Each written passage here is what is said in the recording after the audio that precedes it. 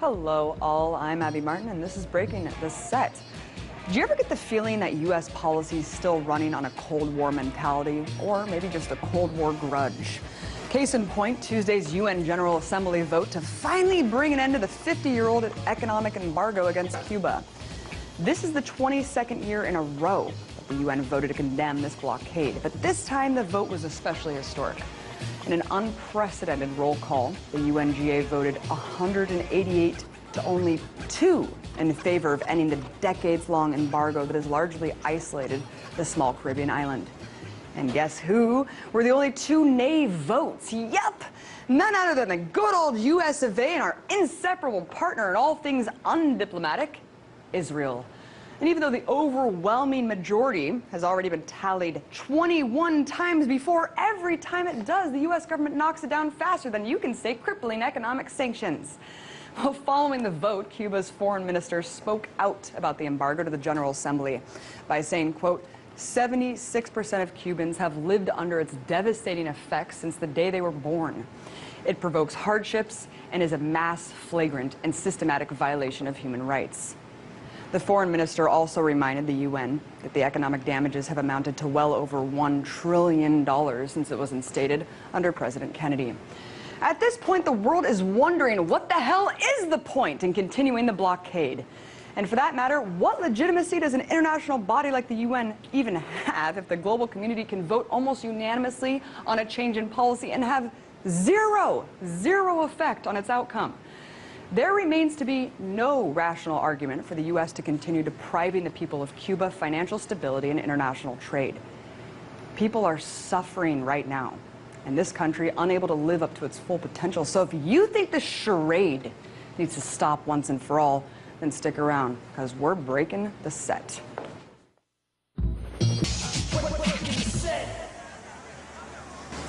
Seems like every day I see another Bush-era war criminal being given a platform on the news to spew their revisionist history, whether it be Dick Cheney talking about his poor black heart on CNN, or Bush lackey Karl Rove vehemently defending the NSA on Fox.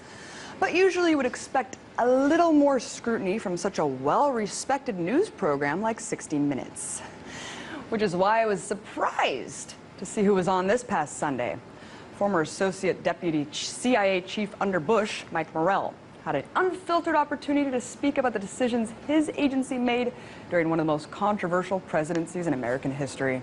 And one of the most abhorrent policies employed during Bush's time in office was the use of enhanced interrogation techniques, better known as torture.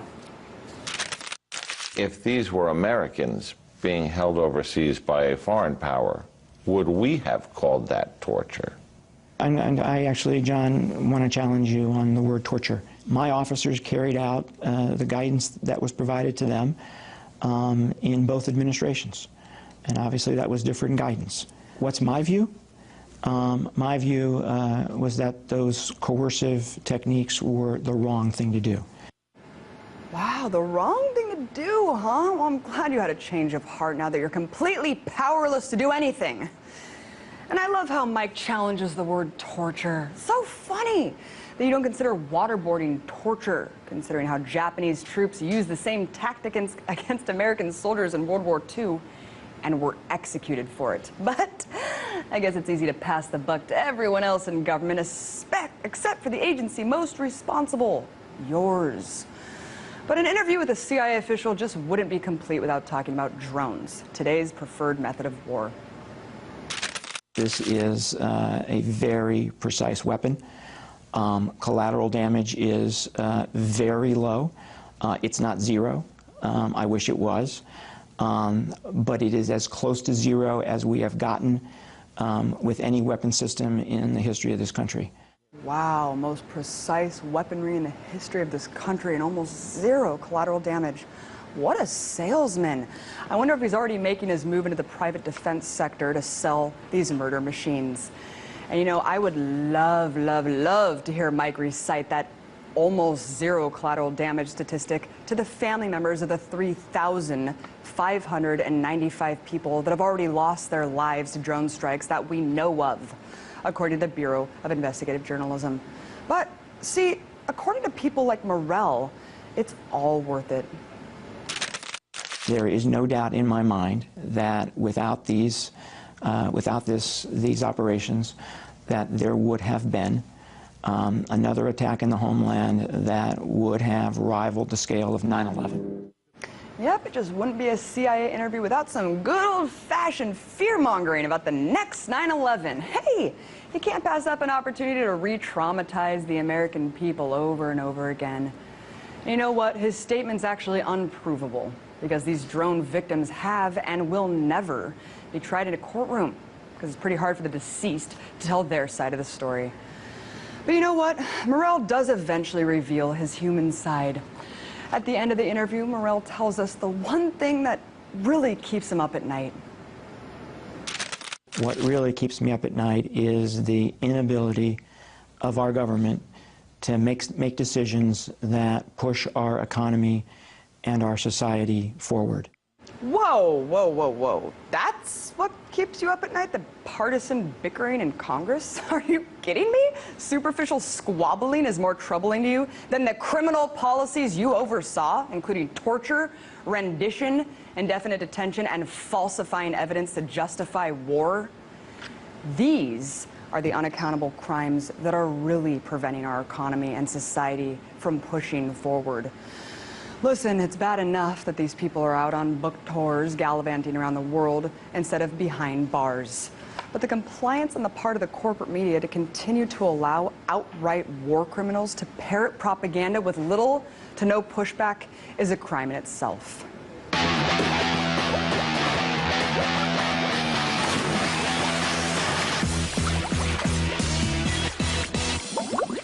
Earlier this year, Florida Congressman Alan Grayson invited a Pakistani family who lost their grandmother to a drone strike to testify in front of Congress. After jumping through hoops for months, the Rahman family finally arrived at the U.S. this week to speak to Grayson and other members of Congress about how drone warfare has tragically impacted their lives. Except one person was suspiciously missing from the hearing, the family's lawyer, Shahzad Akbar. That's because the State Department refused to grant him a visa, despite the fact that Akbar has traveled to the U.S. many times in the past without any problems. Unfortunately, only 5 members of Congress took time away from complaining about the Obamacare website to actually show up. Yes, 5 out of 435 representatives felt it necessary to hear this family's story. Well, RT got a chance to sit down with Grayson earlier today to discuss why he is only one of very little politicians willing to acknowledge the true scope of the tragedy and devastation resulting from these drones. In the case of drones, there have been documented reports of roughly 1,000 innocent people who've been killed by these attacks. Virtually every observer says that the chance of killing an innocent is roughly 1 in 5 every time we launch one of these attacks. 1 in 5 of the victims turns out to be entirely innocent. And there are publicly available lists of almost 200 children who've been killed by these attacks. People have to start to wonder, why are we so willing to do this when there's so much collateral damage that's evident here? You know, he brings up a really great point. Why is this policy being employed, given the enormous collateral damage and the fact that terror begets terror? It's amazing to hear someone speak so reasonably about the truth of what's really happening in these far-off regions. Grayson goes on to mention the abysmally low success rate that this program has. According to a study by the New America Foundation, there's only a 2% success rate at killing high-level targets on the ground. That means 98% of the time, innocent people are probably dying. Hardly seems like a worthwhile program, doesn't it? Especially when you consider the aftershock phenomenon associated with these strikes, known as double taps. It's a tactic where a particular target is bombed multiple times in quick succession, often killing and injuring those simply responding to the initial attack.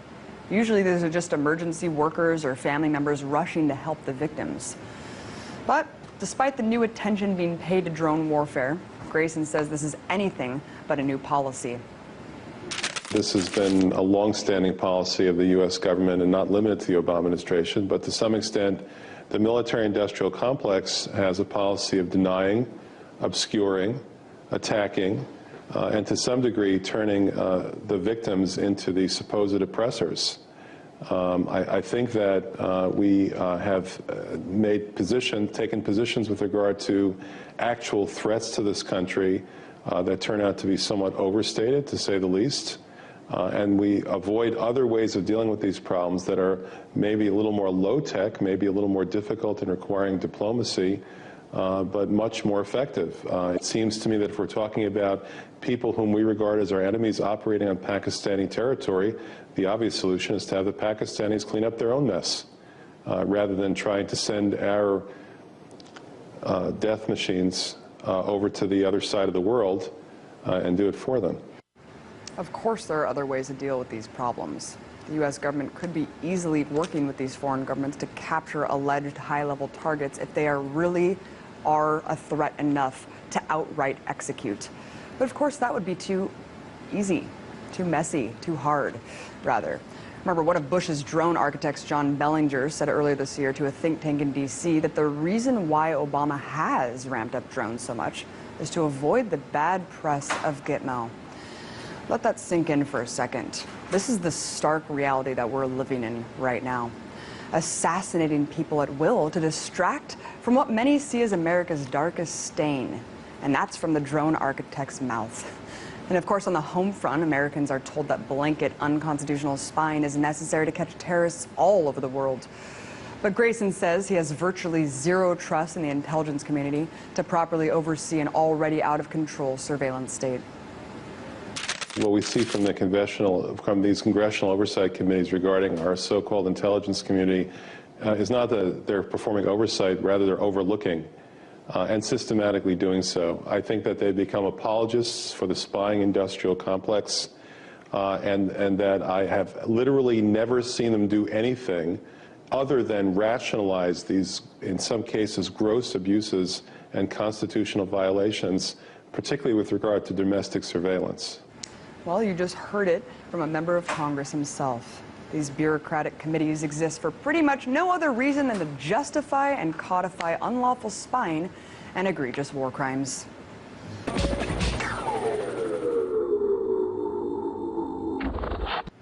Despite a UN report that at least 400 civilians have been killed by U.S. drone strikes in Pakistan, Yemen, and Afghanistan, the Pakistani government has countered that figure with a shockingly low report. Just today, the Pakistani Defense Ministry said that there's only been 67 civilian casualties from drone strikes within the country since 2008. This discrepancy is outright appalling, considering how multiple organizations, such as the Bureau of Investigative Journalism, have shown as many as 926 civilians have died in Pakistan since drone strikes began. Not to mention the fact that the number could be as high as 3,595. Considering how just being a military-age male in a strike region could label you as a militant in the eyes of this government. And every casualty from this drone war has a face. Every casualty has a family left behind to mourn their loss. Well, as I said earlier, one such family just arrived in the U.S. a couple days ago to face Congress and tell their story. They are Rafiq Ur-Rahim and his children Zubair, age 13, and Nabila, age 9. These children lost their grandmother when a drone hit their village in North Waziristan last year. They all joined me earlier, along with their lawyer, Jennifer Gibson, to talk about their story. Zubair, can you briefly describe what happened on October 24th, 2012? It was the day before Eid, and I had just returned from school. I was inside the house having a snack, and then my grandma had told me to come outside and help her while she was harvesting the vegetables. We were going to prepare okra for the next day feast. Then I saw from the sky that was clear, there was a drone that came overhead. Then 2 missiles fell right where my grandmother was standing right in front of me, and everything became dark. I couldn't tell if it was night or day anymore. I could also smell smoke, and I then felt a pain in my left leg. Despite the pain, I tried my best to run out of there because I was very scared. About 5 minutes later, I heard the same dum-dum noise, and again, a missile had come down, but I kept running. I later found out that my cousins who were still in the house, they came out when they heard the first attack, and then they were also injured by the second strike. In total, 9 children were injured, and I had shrapnel left in my left leg. Zubair, besides being physically hurt, did this missile strike leave you with any psychological damage? Everything just became ruined. I became very disturbed and anxious. I would have anxiety, and I'm constantly living in fear. I sometimes would have trouble going to sleep even because when I'd hear the drones, I'd just be scared that it's going to fall and the same thing's going to happen again, just like when I saw my grandmother was blown up. Rafiq, what were your first thoughts when you found out that an American drone missile was responsible for your mother's death? I actually wasn't even in the city. I wasn't in my village at the time when this had occurred. I had gone to the nearby place, Miran Shah, to the bazaar to collect some supplies and to buy some sweets for Eid, which would be the next day. When I returned to the village, I saw that there were preparations for a funeral service. And then I had asked some local village children whose funeral it was. When they informed me that it indeed was my mother who was attacked and blown up by an American drone, I didn't know what to do. I ended up fainting and I dropped all of the stuff that I had just bought. I've never been in a situation like this. I just didn't know how to react, and I felt as if a limb had been cut off from me. Rafiq, I'm very sorry for your loss. What was your message to both the American people and members of Congress yesterday? My message yesterday to the congressmen and to the Americans was I just wanted them to be aware of what had happened. I wanted them to know that something bad had happened to us, that we are innocent people, that I'm just a teacher and I've never done anything wrong, and that my children they don't mean any harm to anyone. Neither did my mother.